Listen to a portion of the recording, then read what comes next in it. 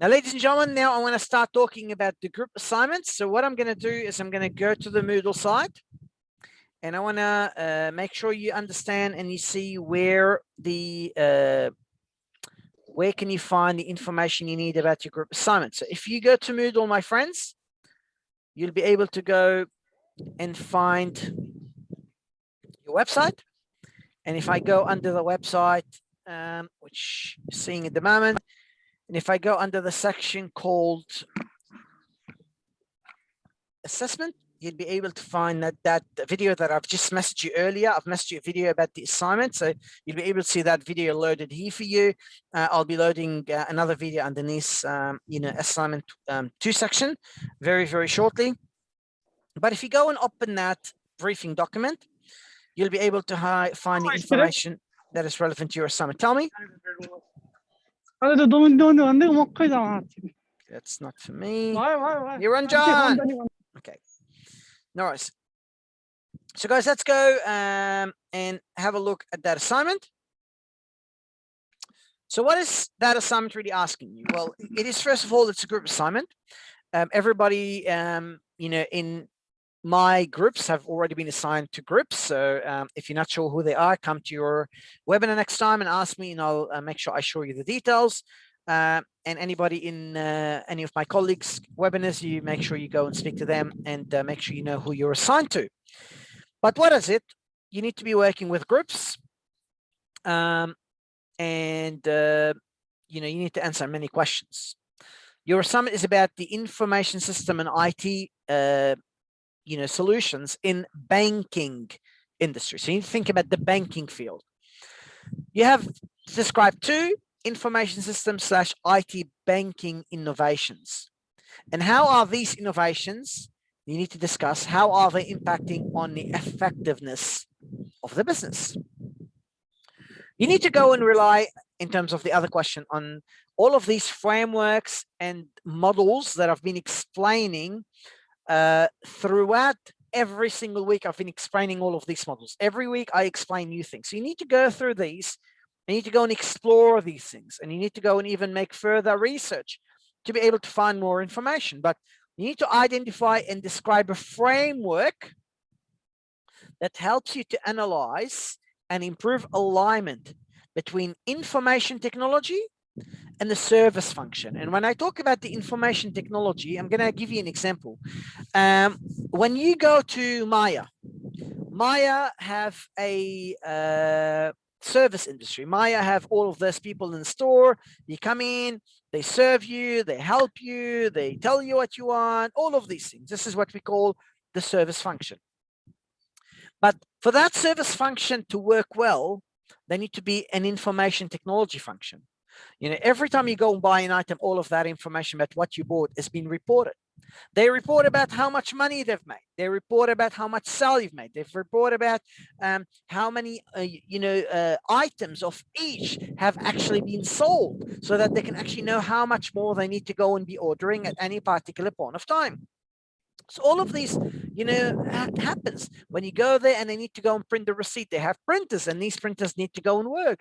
When they want to go and give you the option to go and scan your Maya One card to be able to get the, to be able to go and get reward points, all of these things need to go and be considered and thought about at any point of time. We need to go and really look at what is the actual what is the system, what is the technology that's helping me to go and really support the service function? How can we actually have a framework to analyze and improve alignment? We need to ensure that what the service function is providing and what the IT function is providing is actually serving each other. The IT is giving the business what they need to be able to go and ensure they're getting the job to go and be completed. I said, for example, choose a bank and demonstrate the model's applicability to it. So I need you to go and show me how that applies, your own explanation, your own analysis, how that applies to, to the bank that you've actually chosen. Describe 2 considerations that the bank when devising an IT strategy and apply an appropriate tool or technique to align business and IT strategy and planning. So we're talking the last 2 weeks about business IT, alignment. We've been talking about so many models. And I said, you might refer to some of the models in webinar 3. Though you might go and undertake external research, which is really what I'm recommending that you go and really do. You need to go and draw what we call a network diagram. Now, you don't know yet what is a network diagram. I haven't explained yet what is a network diagram, and I'll be explaining that further during my class in week 6. So hold on with us. You're going to be able to learn more about that very, very shortly. We spoke today about system integration, how we're going to integrate businesses together and departments together, how the information in, let's say, in the store gets automatically integrated to go to head office or to accounting or to finance or whatever it is. We need to discuss what makes system integration challenging for the bank and how these challenges could influence the coherence of its IT infrastructure, making more coherent IT infrastructure. They work well together. This requires a lot of research in terms of journal articles, Google Scholar, EBSCO databases, all of these databases that are actually available. Discuss the importance of architecture when the bank is analyzing and designing its information system for maximum effectiveness. I'm going to talk a bit more further about architecture next week and in other weeks, but you start seeing how, when you have a business process, there's also an architecture that actually aligns that business process with, the systems and application that needs to be used to actually go and work alongside that business process. But it's about really the architecture design, how applications need to go and work together, how information needs to be flowing from one process to another process. We need to think about all of these things and how they basically relate from a banking perspective. Now, this is a marking guide: 25% on research, 25% on content, 10% on structure, 15% on writing, professional to the audience, no he, she, I, and so on. Correct referencing format and network representation, which is the process map, the network diagram for 15% for that. The report is worth 30% of your overall mark and will be marked using the following rubric. You can read the marking guide, guys. Everything is very clear in terms of referencing what you're expected. For example, good evidence of research for a high distinction, 20 or more references are actually expected for that research. The referencing format, APA referencing, very clearly mentioned, but there's all of these other information. You need to know that the team leader must insert in the report a percentage indicating the contribution for each team member. Members who do not do their fair share of their work will be penalized and will get a much lower mark than any of their other colleagues. Bear that in mind. That's very, very important. Further to be above, there's a presentation you need to present for me. The presentation must be supported by appropriate visual aids. That means I need to see it visually, what you're actually doing. A minimum of 5 slides and a maximum of 10 slides is allowed. The allowed presentation time is 10 minutes and up to 5 minutes extra in terms of asking questions. Everybody is required to present. You need to optimize the overall presentation grade by not simply reading. So you need to rehearse it so many times, 3-4 times before you come, and I need to go and see a positive verbal and non-verbal communication. Don't kind of do me this and this and be playing with your hand when everybody else is presenting. Focus and when your team is actually presenting. On top of the 30% for the report, we have an extra 10% for your presentation. So that summit is worth 40%, a lot of marks, guys. And this is clearly telling you what you need to go and show to get a good mark. So you need to bear that in mind: eye contact, knowledge of the topic, and so on. Organization and evidence of preparation and visual aids, it's another 25% and 25%. Visual aids mean pictures, mean graphs, mean tables. Now, a lot of people don't do visual aids, and they basically mean the maximum we'll get on their presentation is 7.5 over 10. So you need to bear in mind very much what is really required. Any extra information, the length, what it is, the plus or minus 10%. So the font that is required, the referencing that is required, all of these other information. When do you need to go and submit it on the system by? I gave you till Sunday to try to give you the maximum as much as I can in terms of time. But guys, some other information, but everything is really available for you. You need to go and read through the assignment. and you'll be able to go and find every information you need. It's all very, very clearly stipulated there. Now, do you guys have any questions about the assignment? No, sir. No problem. No, sir. So All there is clear? one. So there is one problem. So you put our group. So I couldn't. I have spoken with Anis and Dilip, but I couldn't find Bisal Khatioda. So he's Okay. not in our group. Okay, one thing I would say is groups are between 3 and 4.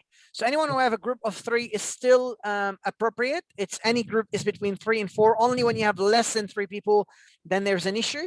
But either way, if you guys are trying to communicate with a group member and you're not getting any responses from that group member, you can email them again, and you can see me, and I can try to go and follow up on that and try to see if we can actually get them involved.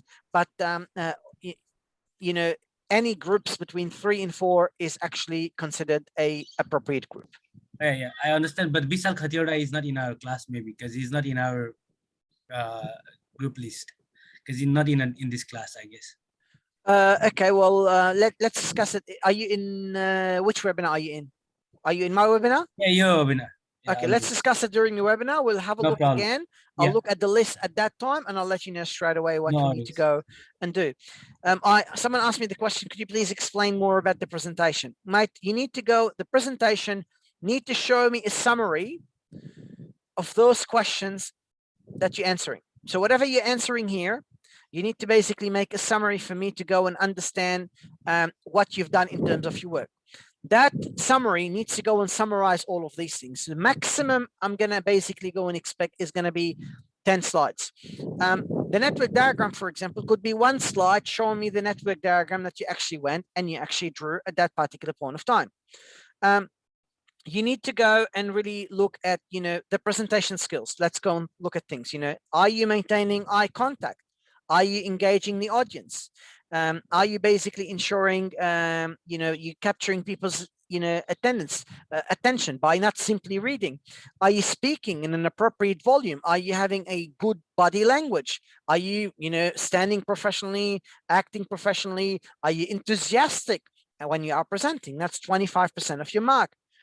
Knowledge of the topic, extensive knowledge of the topic. Members showed complete understanding of assignment, accurately answered all the posted questions. These are the 6 questions that I indicated earlier. Organization. All presenters knew the information, participated equally, and helped each other as needed.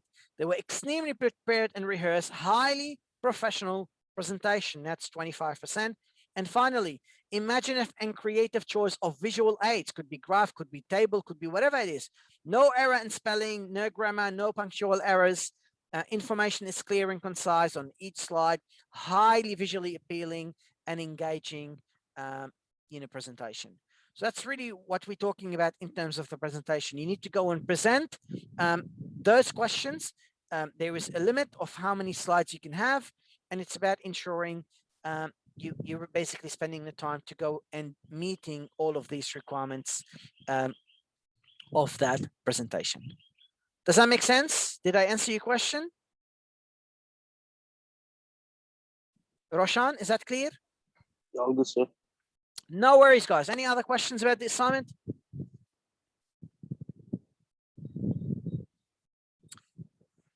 Alrighty, guys. Now, as usual, do you have any other questions? No, sir. No, sir. All right, guys, as usual, I always say that I care about you. I'm going to continue following up with you to ensure you're going to continue attending your classes and coming on time. We care about you. We want you to achieve success. We always want you to go and make sure you are working very, very hard. So ladies and gentlemen, thank you very kindly for all your work. Please reach chapter 4. Please continue working on assignment 1, which is due in week 6, and assignment 2, that is due in week 10. And please remember, we care so much about you. Thank you very kindly for all your effort, all your hard work, all your time. Continue doing it, because I want you to go and see you achieving the best outcome and the best success. Thank you very much, guys.